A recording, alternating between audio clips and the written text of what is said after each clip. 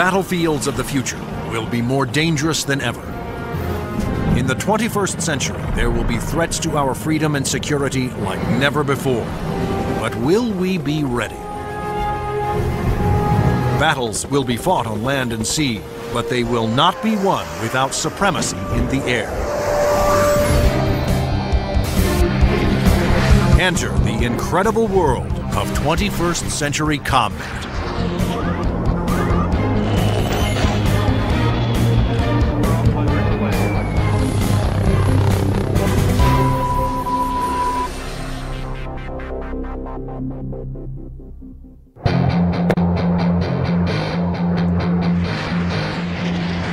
Air power is the dominant strategic force. It's air power that lets you influence events and respond to events quickly. It's air power that lets you fight a war without putting hundreds of thousands of people on the ground. To date, Air Force F-15s have won more than 150 dogfights against enemy fighters without a single loss. And the Navy F-18 Hornet is widely recognized as the world's best carrier-based fighter-bomber. But in the future, neither the F-15 nor the F-18 will be able to survive against deadly enemy anti-aircraft missiles. Surface-to-air missiles, or SAMs, are going to represent the biggest threat. Those very formidable systems developed in Russia or China will have to be taken out of action very quickly in any future conflict. The fighter of the future will need to be stealthy to slip past enemy radar. It must be able to take out anti-aircraft installations. And it must out-dogfight any enemy fighters that get in the way.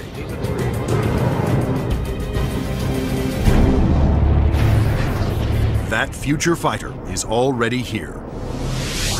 The F-22 Raptor, the air dominance fighter of the 21st century. Developed by Lockheed Martin, this advanced tactical fighter has been designed to be the first plane to cross enemy lines, clearing the way for all other forces.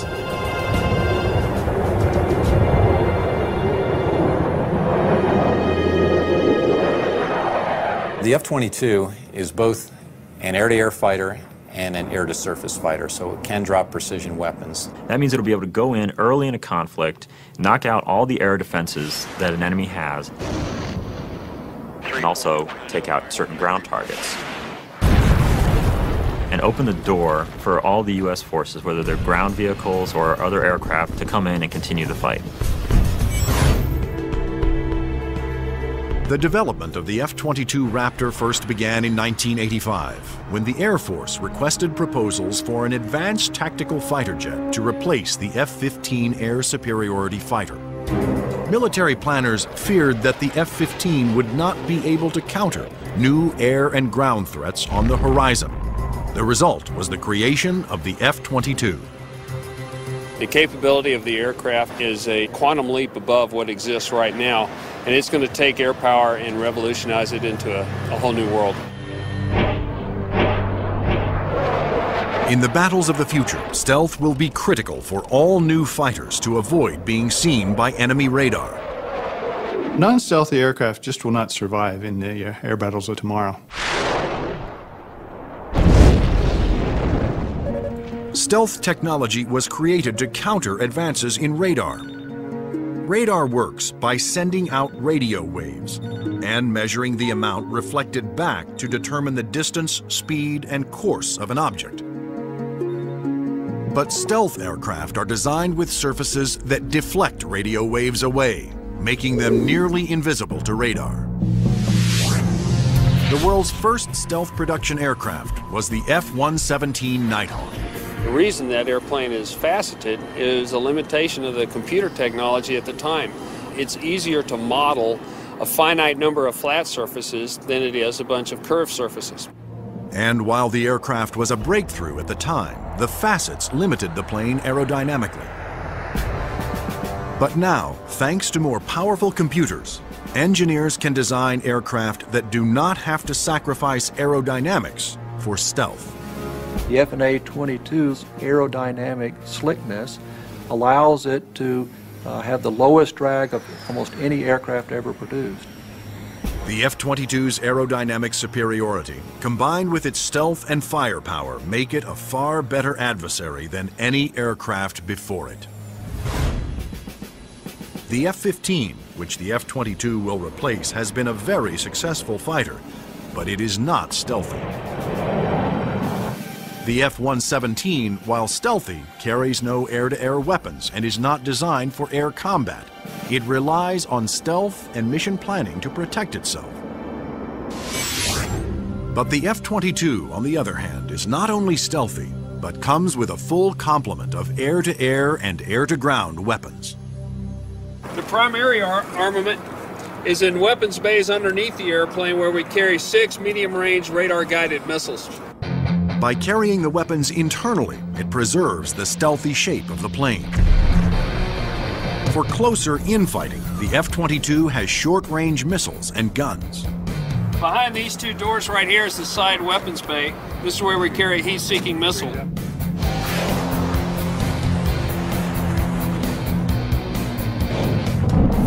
For close-in armament, the Raptor is equipped with the M61A2 cannon. The muzzle is hidden right behind this door right here. It's hidden because of the stealth characteristics of the airplane.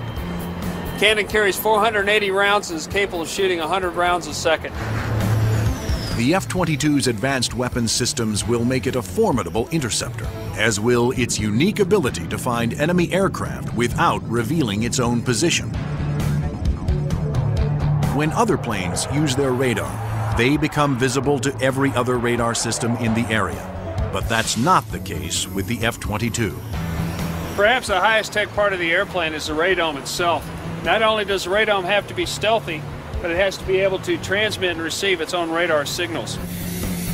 How the F-22 radar achieves that remarkable feat is classified. But what is known is that the F-22 can see enemy aircraft at a distance while remaining invisible to them. The first time that the bad guys will really know there's an F-22 in the area is when one of them blows up. Along with its advanced radar system, the F-22 is the first fighter to have supercruise, the ability to travel faster than the speed of sound without using its afterburners. A jet's afterburners boost speed by pouring fuel directly into the hot blast of the engines, adding fiery extra thrust. But afterburners are also wasteful, consuming enormous amounts of fuel, dramatically affecting the range and duration of a plane's mission. But the F-22 doesn't have that problem. Without using afterburners, it can supercruise at an incredible 1.5 times the speed of sound, over 1,000 miles per hour. This is all about our pilots being able to go fast, minimize the amount of time they are exposed to any threat, do the mission that we've sent them to do, turn around and come home safely. The F-22 is presently the only fighter in the world with supercruise, but it wouldn't be possible without a very unique set of engines. The goals for Pratt & Whitney were to provide a transformational engine that the Air Force needed, one that was stealthy, maintainable, and fast. The F-119 PW100 was developed by Pratt & Whitney after years of research. It sets the new standard for jet engines. Along with its incredible supersonic ability, the F-119 incorporates thrust vectoring. Here we are at the rear end of an F-A-22 Raptor. First thing you'll notice are the nozzles for the F-119 engines. In flight, during a maneuvering dogfight, they actually move up and down and vector the thrust of the engine to provide maneuverability. It helps us turn inside any foe, maneuver at low or high speeds to outmaneuver another airplane or potentially an enemy weapon that's headed towards us. The F-22's stealth, supercruise, and vector thrusting are impressive breakthroughs, but its most outstanding feature may be its ability to nearly fly itself through advanced computerized controls. It relieves the pilot of all the duties, gives the pilot total freedom to just look out engaged in the combat scenario. In addition to monitoring its own performance, the F-22 constantly gathers data on other aircraft in the combat area and presents the most important information to the pilot. We're going to have information passed to us from either unmanned vehicles or from off-board sensors so that we can integrate data and use that information for targeting. And it's the way that we are driving our forces in warfare. We are much more integrated with both other services and with other platforms, and the F-22 fits right into that concept. The F-22 Raptor's total package of avionics, stealth, supercruise, and thrust vectoring make it the most technologically advanced fighter today. I've never been in an airplane that accelerates as fast, that's as agile, the ability to turn very sharply, and it just brings a great combination of the speed, the stealth, and the avionics to the fight that nobody else is going to be able to touch. But there will be future competitors, like the Russian Sukhoi 37, which features thrust vectoring and a radical forward swept-wing design. And the fifth-generation MiG, the 1.22, which some have nicknamed the F-22ski. The Russians are still very active aircraft developers. They've got a variety of technologies that they're continuing to improve upon and that can be made available to our future enemies. And so that's why we have to stay on top of the technology that we are developing and make sure that it is able to take out anything that other countries develop. When you look at the adoption by China of the Su-27 and the fact that it'll probably be modernized and improved, that brings up the need for more advanced fighter aircraft in the US. And that's one of the main reasons, I think, why the Air Force is so insistent on the need to have the F-22. In addition to Russia, other U.S. allies are producing advanced interceptors for export that are superior to the F-15, such as Sweden's JAS-39 Gripen and France's new Rafale. Germany, Italy, and the UK have joined forces to create a Eurofighter, the Typhoon. If these planes fall into unfriendly hands, the U.S. Air Force will need the F-22 to maintain their advantage. We are always going to go into war wanting to have that air dominance, and the F-22 is going to be the big boy on the block that can help us to do that. In future combat, the F-22 is to be joined by another stealthy aircraft, the F-35 Joint Strike Fighter, the ground attack bomber of the future. Designed for the U.S. Air Force, Navy, Marines, and Britain's Royal Navy, the question is, will it work for every user?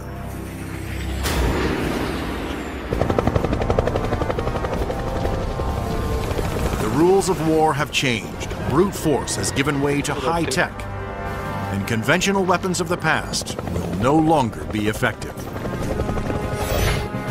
In future battles, the F-22 will be the first fighter to cross enemy lines, surgically removing air and ground targets. Next in the F-35 Joint Strike Fighter, the attack bomber of the future. It will assume the air-to-ground attack role for the U.S. military. The F-35 can carry heavy weapons externally for maximum effect. But when a smaller payload is carried internally, it is nearly as stealthy as the vaunted F-117 Nighthawk. It has a significant amount of stealth capability to allow it to be used early on in a campaign, and it has a significant amount of weapons carrying and payload capability to be used at the later stages of campaign. The threat to the airplanes may not be as significant and require that stealth. The development of the F-35 was driven by the Armed Forces' desire to save costs by creating a ground attack bomber that would meet the needs of the Air Force, Navy, Marines, and Britain's Royal Navy. Airplanes are becoming very expensive these days, and we had to do something to get the cost of these airplanes back down to a reasonable level. The F-35 is expected to cost about $40 million, one-third the cost of an F-22 Raptor. But could one basic airframe be designed to satisfy so many different military demands?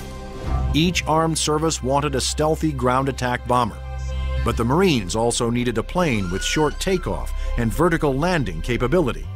The U.S. Navy required a craft with larger wings, heavy-duty landing gear, and an arresting hook for carrier landings. And the wings would have to fold up to save deck space. The size and scope of the JSF program is pretty significant. The airplane is being designed to replace the F-16 and the A-10 for the Air Force, the AV-8B for the Marine Corps, and the FA-18 for the Navy. Unlike the twin-engine F-22 Raptor, the F-35 Joint Strike Fighter was designed around a single engine to keep down not only costs, but weight. A lighter plane can carry more weapons.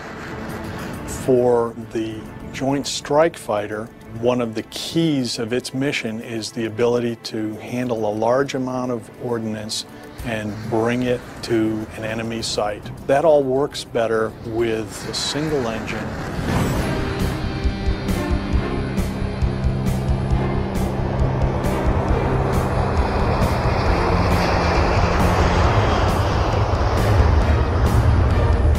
The Air Force version of the Joint Strike Fighter, the F-35A, made its first flight attempt on October 24, 2000. Tom Morgenfeld, who had been a test pilot for the F-22 Raptor, was at the controls. Well, a million things are going through your mind. Your eyes are everywhere, you're listening, you're watching. Your senses are tuned to an incredible level because you're sensing and feeling the airplane for the very first time. It flies wonderfully. It's definitely a pilot's airplane. The Air Force testing went smoothly. Next, a Navy version was built with heavy-duty landing gear and wider wings for the slow speeds needed to land on carriers. Navy test pilots flew touch and goes, demonstrating the F-35's ability to land within the space of a carrier's flight deck. But the most difficult challenge still lay ahead for the F-35 program. The Marine Corps needed a version that could perform short takeoffs and vertical landings, STOVL for short. The STOVL capability is extremely important to the Marine Corps because the airplane can go just about anywhere that the rest of the forces can go. It's not limited to needing a large runway. It doesn't need a really big ship to operate off of. Engineers at Lockheed Martin, the designers of the F-35 Joint Strike Fighter, took a hard look at the AV-8B Harrier, the STOVL fighter that the new aircraft would have to improve upon. The Harrier is a great airplane if you look at the fact that it's basically 1960s technology. It's achieving all those wondrous STOVL flight sort of maneuvers without the aid of a lot of computers. The Harrier's ability to take off, hover, and land vertically is achieved by vectored thrust. The powerful force of its jet engine is directed downwards through 4 nozzles that can pivot 90 degrees. I was brought in because I am a Harrier pilot with almost 1,600 hours in that airplane. So all of the lessons learned I have from the Harrier airframe and operational experience I have, I was able to bring to the program and use those to help evaluate the X-35 STOVL version. For hovering, engineers gambled on a radical new system. They planned to supplement the vectored thrust method by harnessing the jet engine to a drive shaft that would power a fan to blast air downward. In 1991, we unveiled this shaft-driven lift fan system to the technical world. Some actually said, "You gotta be kidding me. Are you guys serious?" The lift fan required doors to open behind the pilot on the top and bottom of the plane to draw in more air. The fan would blast air down mid-ship, while the jet nozzle in back swiveled, blowing its powerful exhaust down to create a balanced lift force. The shaft-driven lift fan system allows you to harness a lot more energy out of what the engine is producing. But harnessing a jet engine to a drive shaft proved to be extremely difficult. The mechanical energy we were dealing with in the shaft-driven lift fan system was very large. We had 28,000 horsepower being transmitted from the drive shaft from the main engine to the lift fan. And that's similar to the power going through a U.S. naval destroyer. The lift fan's ability to blend large amounts of cool air with the hot jet exhaust provided another important benefit.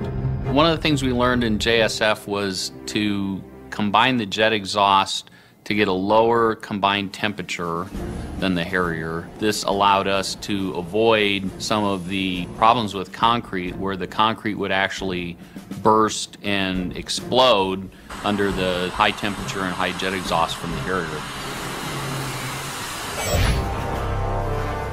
At the Lockheed Martin test facility in Palmdale, California, the revolutionary lift fan system was put to the ultimate test, in the air.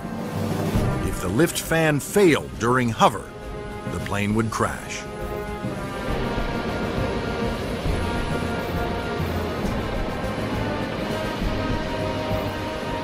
It made its first flight in 2001, and it was a complete success.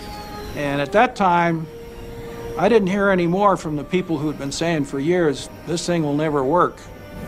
It worked. Now, all three versions of the F-35 for the Air Force, Navy, and Marines are being developed and further tested for mass production. The United States, Britain, and their allies are expected to order more than 4,000 Joint Strike Fighters, which will replace most American-built fighter bombers in use today.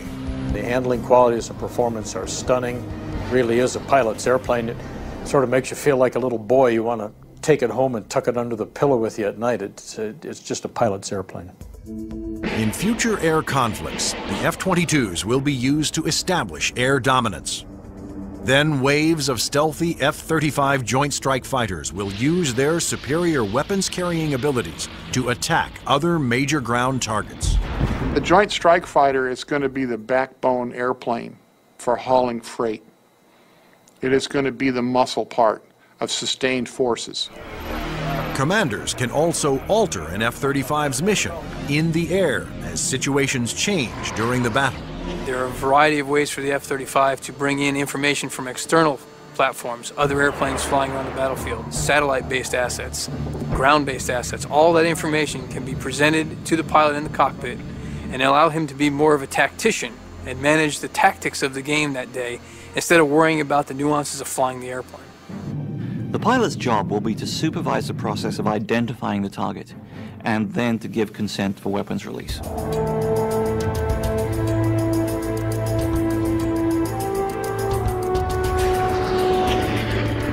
The Joint Strike Fighter will be able to carry a wide range of weapons, to include the heavier weapons such as the 2,000-pound bunker busters and 2,000-pound blast weapons. The Joint Strike Fighter's 1-ton bunker busters and blast bombs will be guided to their targets with pinpoint precision by JDAM tail kits. The Joint Direct Attack Munition, or JDAM, is a kit that can be put on any bomb to give it the brains to know where to go, and the movable tail fins to guide it there. JDAM is a guidance kit that came after Desert Storm. This little round piece on the side there is an inertial navigation clock. Now this clock, instead of measuring seconds, measures feet. If you take the unit and you tell it where it is right now electronically, and then you move it back a foot, or you move it up a foot, it measures every centimeter and every distance. The bomb knows the coordinates of where the airplane is, and it also knows the coordinates of where the target is. And when the weapon is released from the airplane, it simply flies from one set of coordinates to the other and does its thing when it gets there. Because a JDAM is directed by GPS, or global positioning satellites, it can hit targets regardless of visibility. The way we use it is by employing it against targets that we cannot normally see visually, whether it is due to weather, smoke, haze, or just some sort of other thing that's obscuring the target.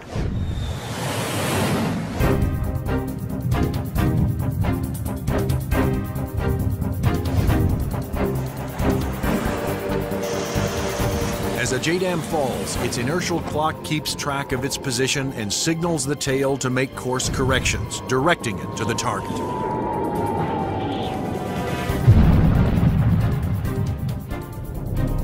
The accuracy of new weapons like JDAMs will reduce collateral damage. It also makes the F-35 an even more formidable weapon system. The new weapons such as JDAM really reduce the need for the number of sorties, and that reduces our risk because we're not exposed to enemy threats as often. The F-35's combination of advanced weapons, avionics, and stealth will help it ensure its success over the battlefields of the future. U.S. military planners wondered if these same features could be utilized in a helicopter. They wanted a stealth helicopter. But could it be done?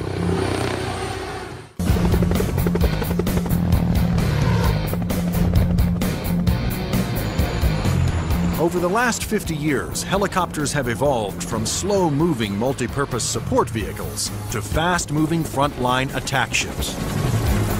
But in the high-tech wars of the future, speed alone is not enough. Information is the key. There's three elements that are critical to warfare. The ability for you to know more than the enemy, the ability to maneuver quickly around an enemy and gather more information about them, and the ability to provide precision firepower at the enemy.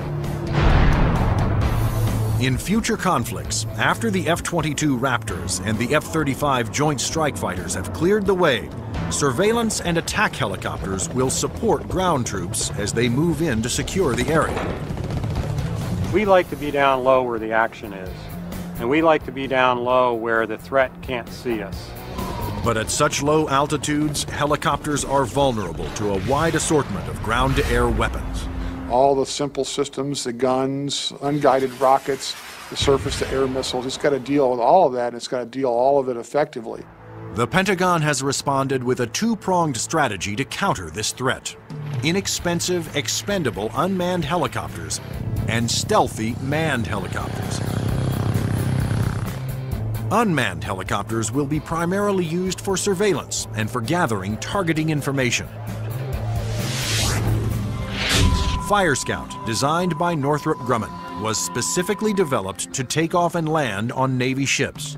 However, the key to creating a successful manned helicopter for future combat is to make it stealthy like the F-22.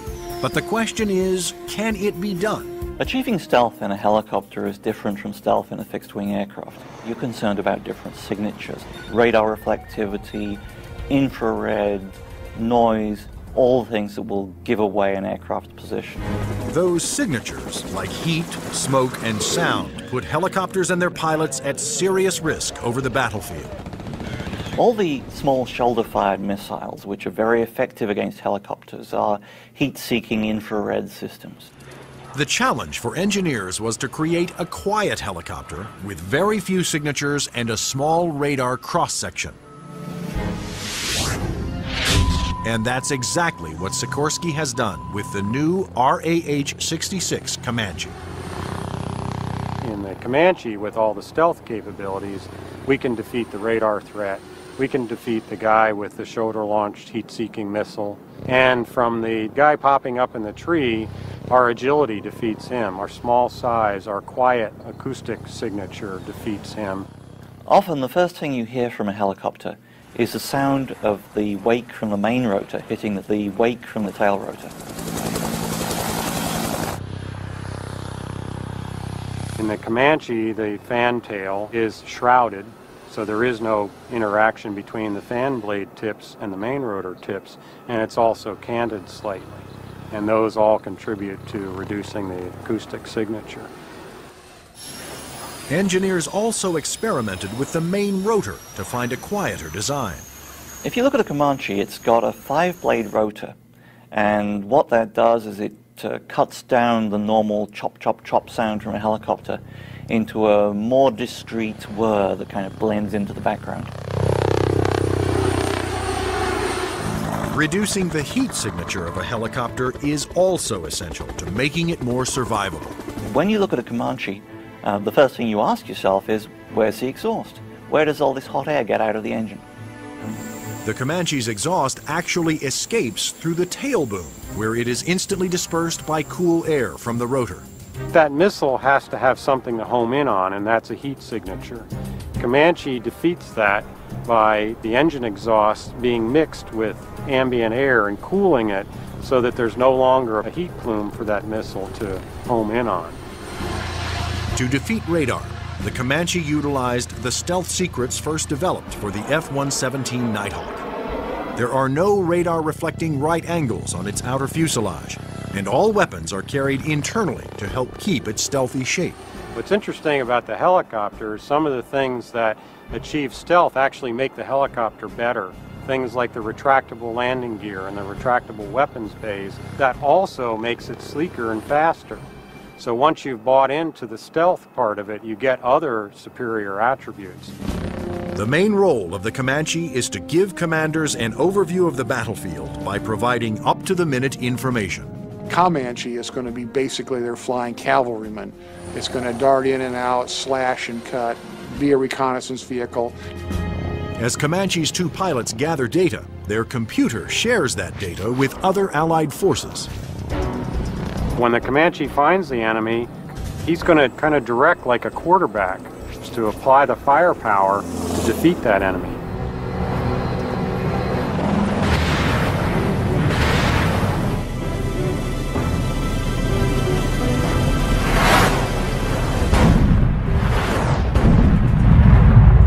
Engineering advances have also made the Comanche one of the easiest and most forgiving helicopters to fly. One thing that Comanche brings that other previous generation helicopters can't bring to the table is the pilot can maneuver the Comanche in virtually any axis without fear of exceeding any limits.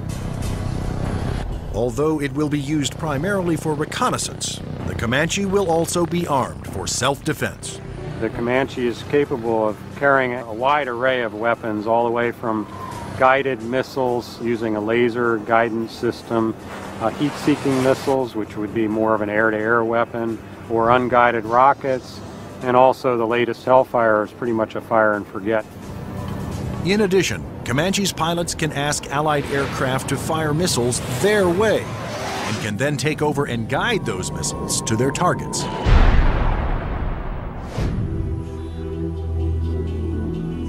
If the Comanche is hit, its computer system can often fix itself by reassigning vital functions to undamaged computer cards.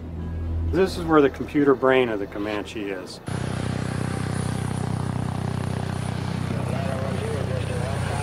In support of its reconnaissance mission, Comanche can control as many as 5 unmanned aircraft. When the Comanche may be employed, it may have little vehicles that it launches out, so it has its own little eyes over the hill so it can see what's going on without putting itself at risk. In addition to launching its own unmanned air vehicles, Comanches may be aided on the battlefield by swarms of LOCAS, small intelligent missiles with their own computer brains. It's about 31 inches long, weighs a little over 100 pounds, carries a single warhead, has a laser radar. In other words, it has a scanning laser beam that generates pictures. The LOCAS also communicate with each other and cooperate in searches and attacks. You could have a swarm of LOCASes, each of which has its own eyes, each of which is thinking, but each of which is communicating with each other. Send that imagery back to the operators who could either use these as surveillance probes or, in fact, as weapons themselves. Weapons like LOCAS reflect the trend toward electronically linking all Allied forces and weapons so that information can be shared and used by all. By networking aircraft over the battlefield, with surveillance platforms and other weapons systems, commanders can quickly change missions to take advantage of up-to-the-minute information. The key to the air battle of the future is not necessarily stealth, speed, or firepower. It's going to be information. Unmanned air vehicles, or UAVs, will provide a large part of that information while flying long-duration surveillance missions. So, will the Air Force of the future have no pilots? Since the very first use of airplanes in war, military planners have looked for ways to make aircraft more effective and more lethal. Once so secret their very existence was denied by the government, unmanned air combat vehicles, or UCAVs, are now poised to take the preeminent role in 21st century air combat.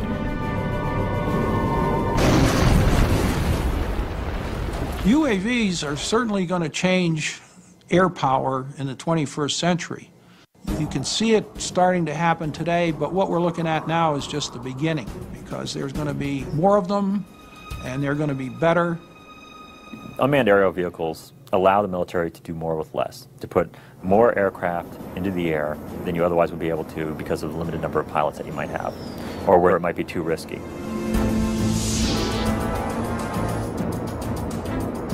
In the future, aircraft that have no pilots on board will carry out the most dangerous combat missions. Today, unmanned air vehicles, or UAVs, are already taking over the role of long-duration surveillance. UAVs don't have mothers. You lose a UAV in combat and nobody bats an eyelid. One of the earliest surveillance UAVs was the Predator. It was developed in the early 1990s. When you look at Predator, basically they start off as being long-endurance systems that can really persist over the battlefield. In Afghanistan, Predators provided critical real-time intelligence. And it was there that a Predator made an amazing transformation from surveillance to armed aerial attack. Fired a Hellfire missile, an Al-Qaeda convoy, and destroyed one of the vehicles in there. And at that point, it crossed the line from an unmanned aerial vehicle into an unmanned combat aerial vehicle. Today, the new Predator B can carry up to 10 Hellfire missiles. Of course, its primary mission is still what the military refers to as ISR, or Information, Surveillance, and Reconnaissance. It's basically a poor man's satellite. I mean, you can bring it in and let it dwell in an area. UAVs transmit important visual information to battlefield commanders via satellite or other data links. Once targets had been located, identified, and cataloged, these could be disseminated to other weapons or weapon systems. Reconnaissance UAVs have multiple ways of conducting surveillance. On clear days, they use specially stabilized optical lenses that can zoom to high magnification. At night, they use infrared, and under adverse conditions, they use synthetic aperture radar to pierce the thickest clouds, sandstorms, or oil field smoke. When the radar is reflected back, it can also be used to create a 3D image of objects. If the enemy chooses to use countermeasures or decoys or deception techniques, having to beat 3 systems is a lot harder than 1. The success of the Predator paved the way for the development of an even more advanced high-altitude jet-powered UAV by Northrop Grumman. It's called the Global Hawk, but unlike the Predator, it was designed to take off, fly its pre-programmed mission, and land all on its own, thanks to the GPS, or Global Positioning Satellite System. The Global Hawk is basically a much larger version of the Predator. It has higher altitude capabilities, increased payload. It can carry a lot more sensors, a lot more communication devices, and it can loiter over a battlefield for up to 35 hours. The Global Hawk can stay aloft for a day or more, providing constant near real-time video surveillance over an area the size of Illinois. Predator and Global Hawk give us an up-close view, which is something you can't get from a national asset, which would be a satellite type of thing. Though still in development, the Global Hawk had a dramatic impact during Operation Iraqi Freedom. A single prototype provided information to Allied forces on 55% of all time-sensitive targets, including mobile Scud missile launchers.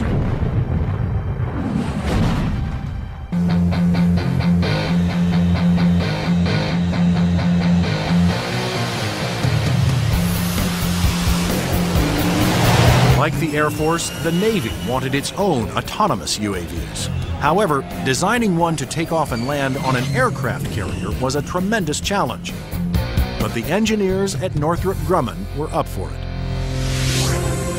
In the summer of 2000, they began working on the X-47 Pegasus. The hardest part of the Pegasus program was definitely the flight controls. Getting on and off an aircraft carrier, of course, is one of the toughest design problems for an aircraft. And doing this with a tailless vehicle like Pegasus certainly was the toughest problem we had. That problem was solved by using 6 innovative surfaces to make the plane climb, descend, and turn. This surface just rotates up, the elevon, of course, both up and down, and then there's another inlay on the lower surface as well. The first flight of Pegasus, the demonstration was very, very successful. It lasted approximately 12 minutes. There was no human in the loop. But could Pegasus, without any human assistance, land within the tiny space between the arresting cables of an aircraft carrier? The engineers came up with an ingenious way to find out. And we actually glued a small paintball down onto the bottom of the hook so we could get a clear touchdown point. That was quite an achievement that we're very proud of. The Navy will use its stealthy UAVs to get targeting information for its guns, missiles, and fighter aircraft. The initial focus has been on information, surveillance, and reconnaissance to provide targeting information to the Navy's strike packages.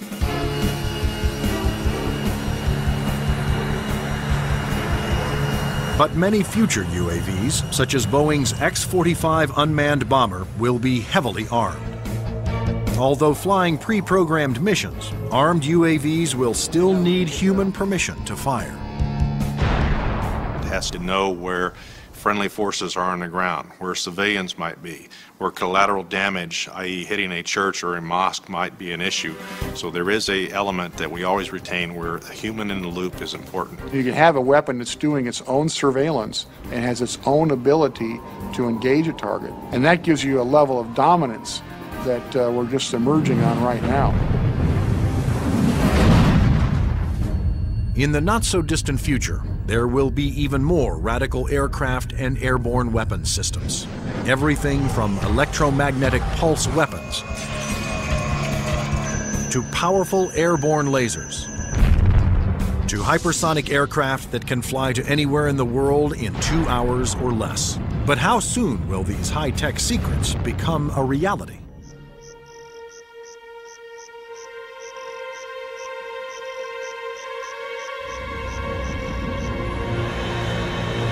The enigmatic F-117 stealth jet flew in secret for 10 years before its existence was revealed to the public.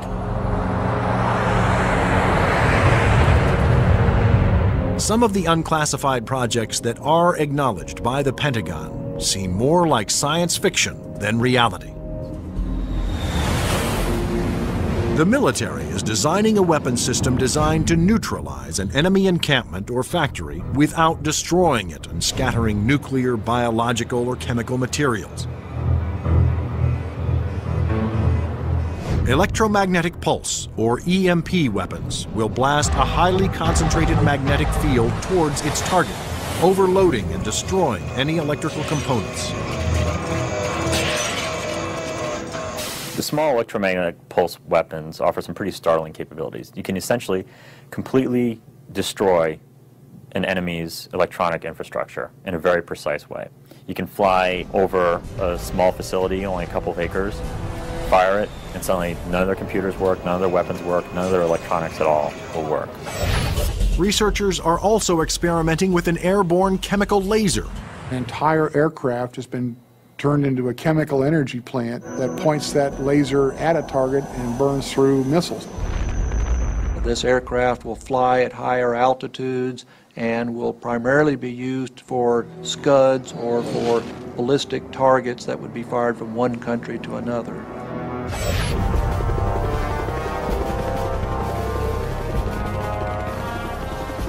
American generals don't want a fair fight. They want their equipment to be the absolute best in the world so that whatever they come up against, they can defeat it quickly and efficiently. The battlefield of the future will continue to be a dangerous place. But military planners believe that the key to maintaining the security of the United States is to develop the weapon systems of tomorrow, today.